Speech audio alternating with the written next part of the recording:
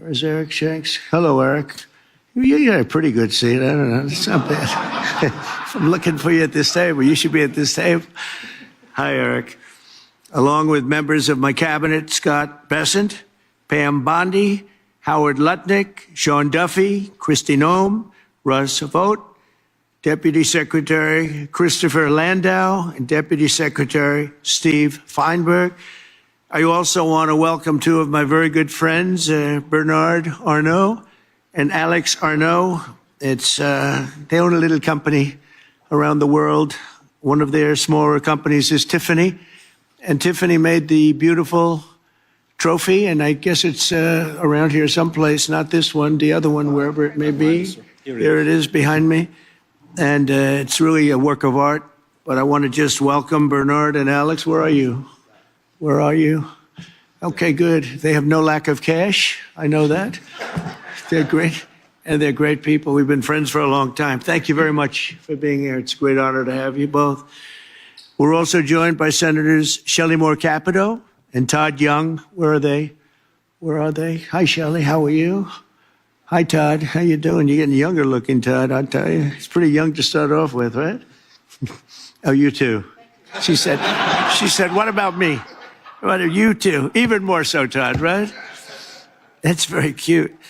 Representatives Damon LaHood and Brian Stile, thank you very much. Thank you very much, fellas. Thank you. Good. FBI Director Kash Patel is doing a fantastic job. Thank you very much, Kash. Appreciate it.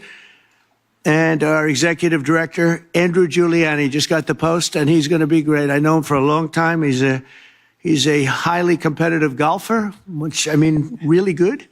And he's also a highly competitive person, and he loves what we're doing. So I want to congratulate you and your family and your father, your great father, who's the greatest mayor in the history of New York. So I want to congratulate the family.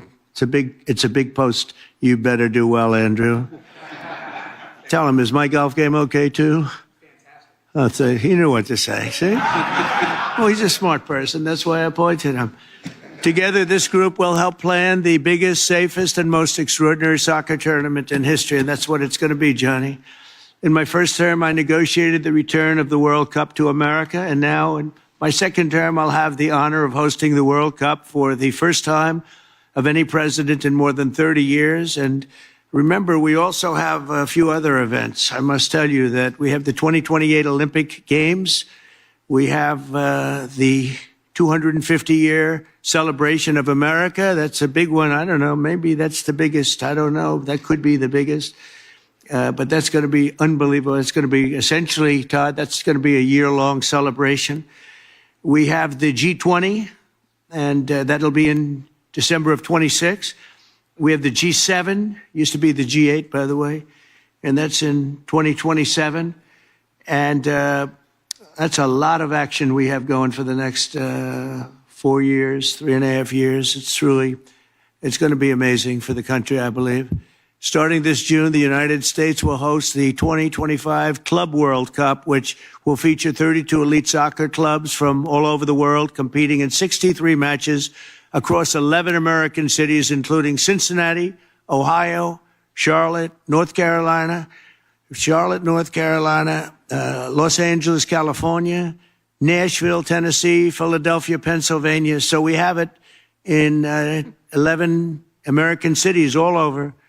And these are great cities, too, and they like soccer more and more. I guess some of those cities specifically, they really love it. And next summer, we'll host the official 2026 World Cup tournament, where 48 national teams will compete in 78 matches right here in the USA. And that'll be something very, very different and very special. These events will attract millions of passionate fans around the world, including my son. I have a son that loves soccer. Barron. Nobody's ever heard of Barron, right? Have you ever heard of Barron? He's a good soccer player, too. He's a little tall for soccer, but that's okay. And over 1 billion viewers. You're going to have one of the biggest viewerships of any sport at any time. This will be a once-in-a-lifetime opportunity to showcase the beauty and the greatness of America, and we can't wait to welcome soccer fans from all over the globe. I don't know if I'm supposed to say soccer or football, because every time I say soccer, Baron and Eric say you're really saying it wrong. It's supposed to be football, but we know it more as soccer. These events will also generate tens of billions of dollars in economic activity for local businesses and create thousands and thousands of jobs for American workers. I've directed my entire team to do everything within our power to make the World Cup an unprecedented success, and that's what it's going to be. We're going to make sure of it. The State Department, the Department of Homeland Security, and every part of the U.S. government will be working to ensure that these events are safe and successful, and those traveling to America to watch the competition have a seamless experience during every part of their visit. It's going to be very special. Together, we will ensure that the 2026 World Cup will be the best-run soccer tournament the world has ever seen. This is going to blow every other tournament you did. You're going to say how terrible a job you did in the past, because this is so much better, Gianni. This is going to blow them all away. I don't want to insult my other friends from other countries, but we're going to blow them away, right? So now I'd like to introduce, and he has been a friend of mine. We fought very hard to get the event, and I think before the media came in, I said that I was very disappointed because I got the event, Johnny. I think we can say that strongly. And then I said it won't be in my term and I won't be able to see it. And then bad things happened with the election, and now we do see it. So I just repeat that because for the press to hear, I'm sure they're thrilled to hear it. But I'd like to ask FIFA President Gianni Infantino, really one of the most powerful men in sports. It's amazing because you've done such an incredible job with soccer. Followed by Vice President J.D. Vance, then Secretary Kristi Noem, and Secretary Sean Duffy to say a few words. So Johnny, and then we'll go in that order. Thank you very much, everybody. Thank you.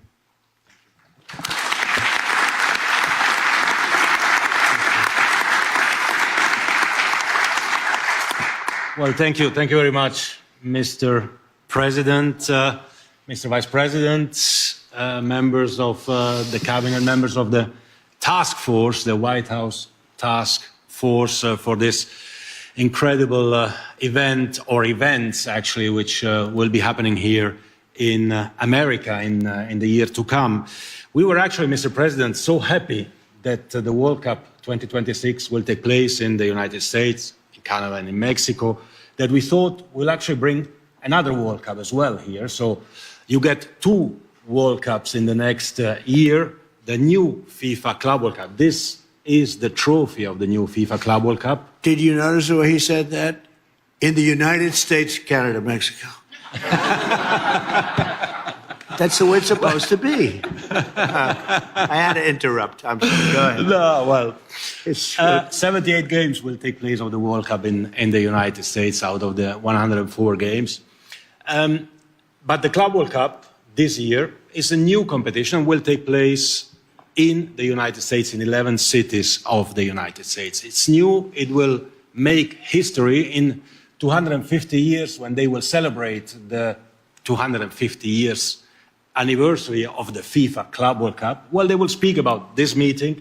They will speak about the United States of America because it is a big event. The 32 best club teams in the world, with players from over 90 different countries, will come here for the first time in history to compete, and we'll see who is the real world champion in club football.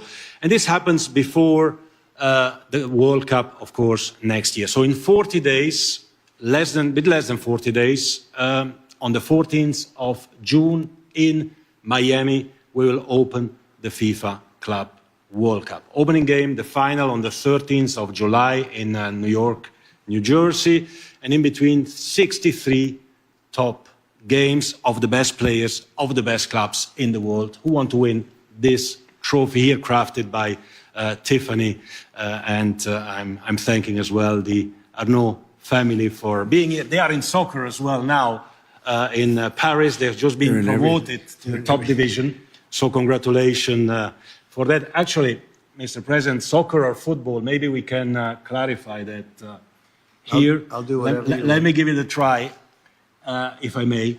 So we, basically, everyone outside of this beautiful country, we call football a game we play with our feet. Right. That's why we call it football. Makes sense. Makes sense. It makes a lot of sense. In this beautiful country, you call football a game you play with your hands, right? So I don't know who's right, but the important, Mr. President, whether we call it soccer or football, is that we have fun, that we enjoy, and that's what FIFA is about. FIFA is, I say this as well to all the media present, because everyone else knows it, FIFA is an official provider of happiness to humanity.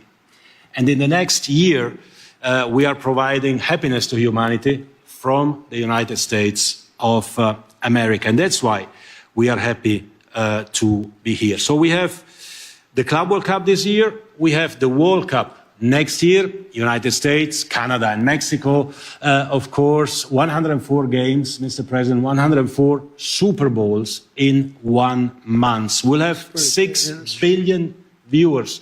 The final alone will attract between 2 and 3 billion viewers. This is, 15, 20 times more than the Super Bowl. The entire world will focus on the United States of America. And America welcomes the world. I'm very happy to say that, Mr. President, because I know you.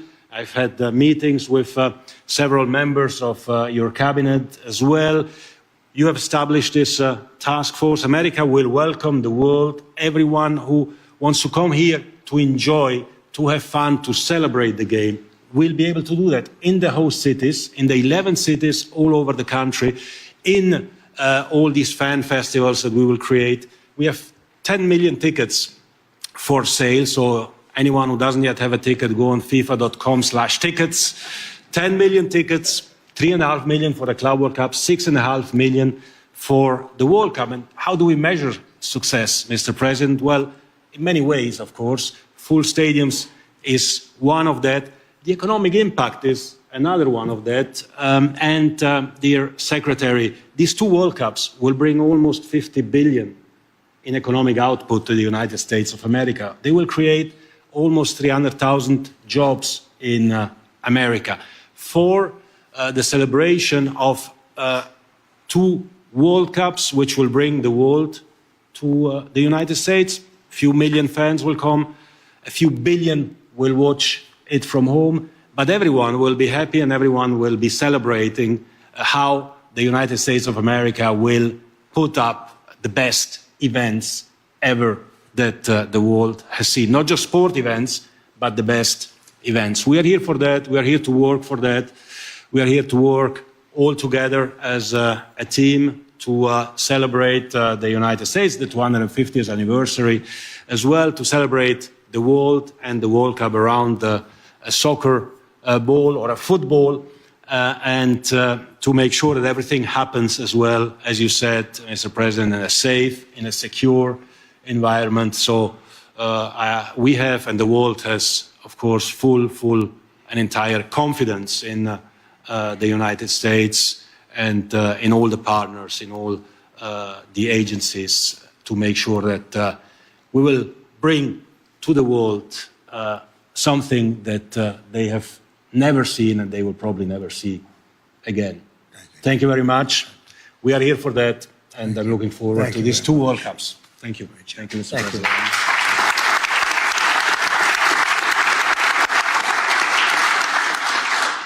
Well, thank you, Mr. President, and thanks to this incredible group that we've assembled. I'm proud to be the vice chair of this for a couple of reasons. First of all, the last time the president had me around a national or international sports trophy was the college football playoff national championship, and I almost broke it.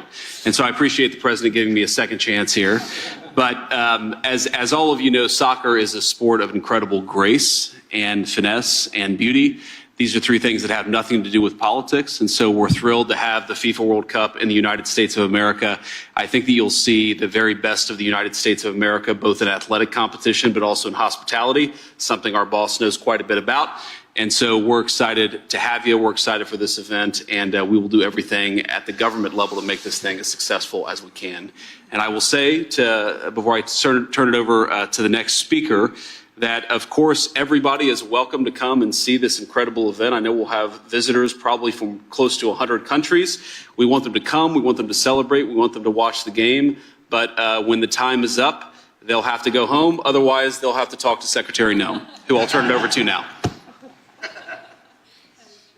Well, thank you, Mr. President. Thank you so much for dreaming big dreams and doing unprecedented things. Your entire life, you have stood for doing things that other people thought they couldn't do and accomplishing unprecedented events and achievements. And so this is one of those events that I think is going to be remarkable and will stand the test of time as the world's greatest sporting event ever held and conducted. You are honoring us by agreeing to be the chairman of this event. The vice president has greatly honored us by being the vice chair. And also we have a remarkable leader in Andrew Giuliani who stepped up and will be the executive director of making sure that we're not just conducting and hosting people from all around the world, but that we're also doing it safely. You have tasked our department, the Department of Homeland Security, with making sure these events are safe and secure. And it will be a challenge, but one that we welcome because we know that America is in a place where we invite people to be a part of our livelihood. We want to expose all of the American people to the wonders of this sport. And I believe that the old proverb that says, what you see with your eyes, you carry with your heart, is what will happen when we host this event. Carlos has agreed to step up and be a senior advisor as well to the task force, and his knowledge and expertise has been incredibly valuable in all of the meetings and organizational efforts that we've already put forward. So, sir, you know, as all of us do that have participated in sports, that there's something that happens when you're involved in competition. You spend time with people, you relax, you are out there enjoying success, but also recognizing failures and challenges and overcoming them. There's a bonding that happens among people, and I believe that's what you are doing, is creating an opportunity for the world to become a friendlier place. We will welcome over 2 million visitors that will come here from other countries. We will have 10 million different tickets. 22 million people will interact with these activities. And it is an opportunity to have people bond with each other, to create a friendlier world where we will be able to do business. We'll be able to enjoy their visits here. We will take care of their documentation and travel documents, and it will go smoothly, and we will make sure that they can come and enjoy and bring their families and friends and make memories together. It's going to be incredibly special. So thank you for leading at an unprecedented time and doing so with big visions for the future. Thank you for doing this. Thank you very much, Christy. Appreciate it. Sean? Thank you, Mr. President.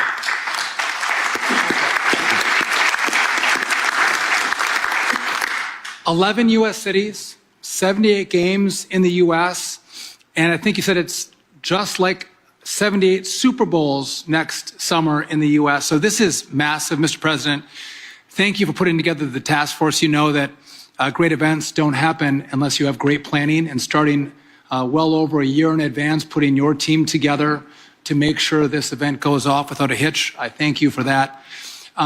As part of the DOT, again, we're going to move a lot of people around the country. A lot of American spectators, but a lot of foreign spectators are going to come into the country, and security and safety is key. We're going to work with Homeland and Christie to make sure we secure our airspace around these events. We're moving people from city to city and from hotels to the fan festivals to the stadiums, making sure we have enough transportation, whether it's trains and buses in the cities that host this great event.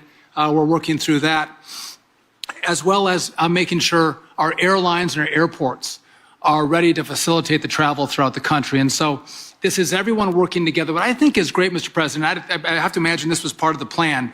You're like, let's bring in the World Cup in the year of America's 250th birthday. So not only is America going to celebrate our 250th, we're going to bring in millions of people to celebrate with us.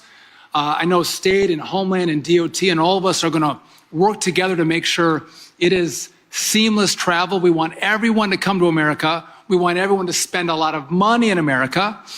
By the way, as part of the DOT's 250 celebration, we're going to encourage everyone to go on a road trip, Mr. President, to celebrate our great country. And so if you're coming to see some soccer, not football or soccer, go on a road trip, see America. Don't overstay your visa, don't stay too long, but when you come, actually see this great country that we're going to celebrate over the course of the next year. And again, we welcome everyone.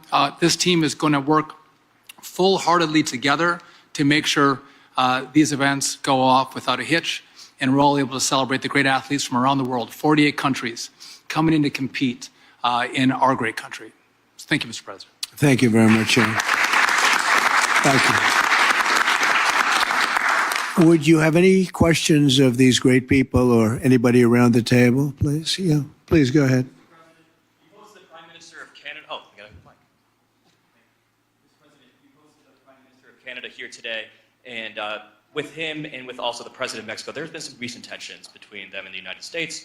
Are you worried about any problems with that joint partnership as co-hosts of the World Cup next year?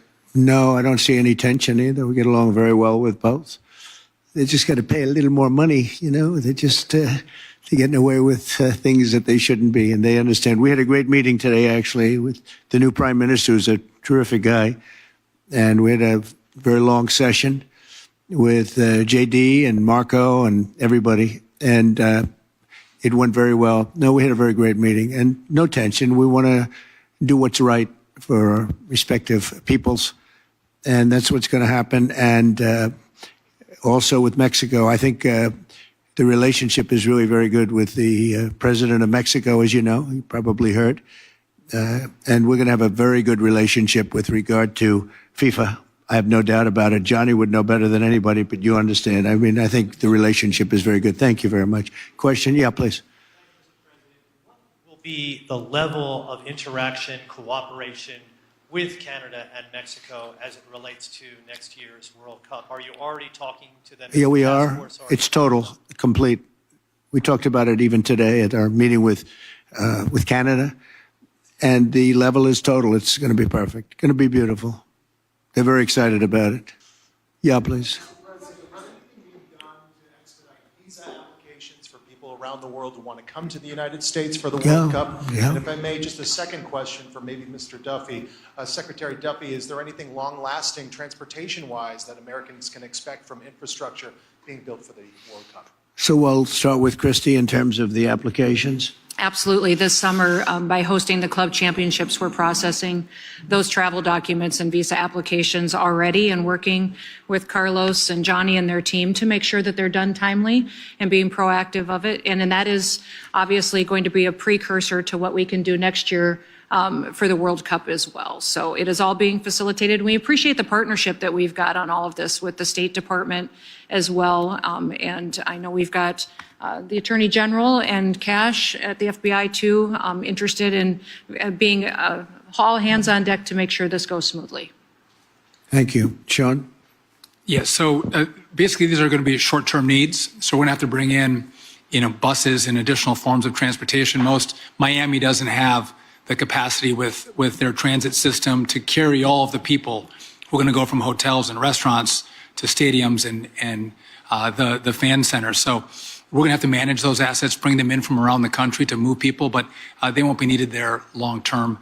So again, I don't foresee, long-term changes. This is a short-term push of folks coming in to see great soccer matches, and then they'll go home. Okay. Yeah, please. Question about your thoughts on Madison Square Garden. The Transportation Department recently took over the refurbishment of Penn Station, and I was wondering if you have an opinion on the proposal to move Madison Square Garden to allow for a more classical train station to be built above. To move it? To move it, yes. I don't know. That was thought of years. Jim Dolan's going to have something to say about that, and I've not heard of any recent plans. They tried to do that for years. They've tried to move it. But I think Jim probably likes his location sitting on top of all the trains. I can't blame him necessarily. There's not too much of a move. They are going to do something with Penn Station. We'll be involved in that. We'll work with the governor, and we'll be involved with that very much. Okay? Thank you. Yeah, please, go ahead. Have asked for more than $600 million in federal funding for security. Do you support that? And perhaps Secretary Noem can weigh in. On security? Yeah.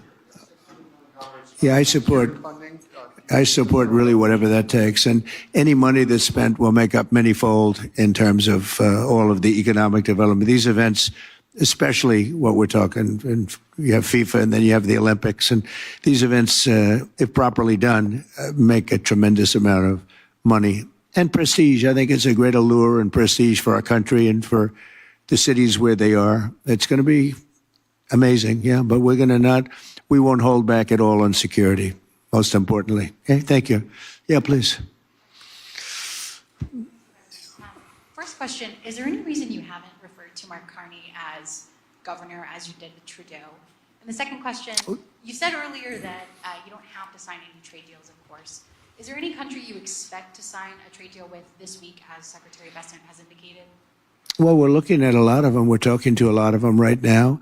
I think I don't want to bore people with that, but I gave a very long definition this morning in the Oval Office. We're in very, very good shape. This country's never been in better shape, and we're doing great. We were being ripped off by every country in the world virtually, and now we're not being ripped off anymore. It's very simple, very, very simple. As far as calling him Governor Carney, no, I haven't done that yet, and maybe I won't. I did have a lot of fun with Trudeau, but I think this is a big step up. It's a good step up for Canada. I watched very closely. I thought he did really terrifically in the debates. I like him. You know, he's a nice man. We get along very well. We had a great meeting today. Really good. I think the relationship's going to be very strong. Thank you. Yes. Russia is banned from playing the next World Cup. What's your position on this? Say it again. Russia has been banned from playing the next World Cup. What's your position on this? I didn't know that. Is that right? Yeah. You want to explain That is right. that? They are banned for the time being, yeah, Okay. from playing. But we hope that He's the boss. I'm not the boss on that. I have nothing to do we hope with it. that something happens and peace will happen, and then It's Russia possible. can be readmitted. So that's what we hope. possible. Hey, that could be a good incentive, right? We want to get them to stop. We want them to stop. We want the 5,000 young people a week are being killed. It's not even believable. The Russian soldiers and the Ukrainian soldiers mostly. Also people in towns every 2 weeks. Horrible things going on over there. So we're gonna get that war stopped. Okay. When you were talking about all of the events that will be happening here in the U.S. over the next few years, you mentioned the G7 and you said it used to be called the G8. Yeah. As the host country, you can actually invite Russia to the G7 plus one. What's your thinking on that right now, Mr. Well, President? Russia used to be a member of what was called then the G8. And I don't think I was really in politics at that point, but I know that President Obama didn't like it. And they voted Russia out. And I say if they didn't vote Russia out, which I thought was a very foolish decision because it's a group of people sitting around a table. I've done it many times with them. And you get to know them. And I say that if it was the G8, if Russia were in it, I think you probably wouldn't have this ridiculous, deadly war going on right now. I thought it was a very bad decision. It was headed by Trudeau, by the way, and Obama. They were the ones that really fought hard to get Russia out. I think if Russia were in, you wouldn't be. They threw them out. And because of that, maybe millions of people are dying. Millions, millions. The numbers are far greater than you think, but millions of people are dying. If he was sitting around a table with other people, 7 people, hammering him and saying, let's not do this, I think you wouldn't probably have had the problems that you've had. So will you make a push, Mr. President, to get Russia back into this group? No, I think it's not good timing now. No, right now it's we missed that gate, didn't we? Huh? We missed that gate with another great decision by some people that shouldn't have been making decisions. Yes, go ahead. Mr. President, should people who have taken part in, for example, pro-Palestinian protests across the world be concerned about being able to join the World Cup and watching here in the U.S.? Well, I don't know what you mean by that, but people that have taken part in protests, I think people are allowed to protest. You have to do it in a reasonable manner, not necessarily friendly, but reasonable. Otherwise, Pam will come after you and you're going to have a big problem. You're going to have a big problem, right, Pam? She's doing a good job, too. Well, my whole team here is doing a fantastic job. We're very proud of them. So, yeah, you have a right to protest. Yeah, thank you. Go ahead. Yeah.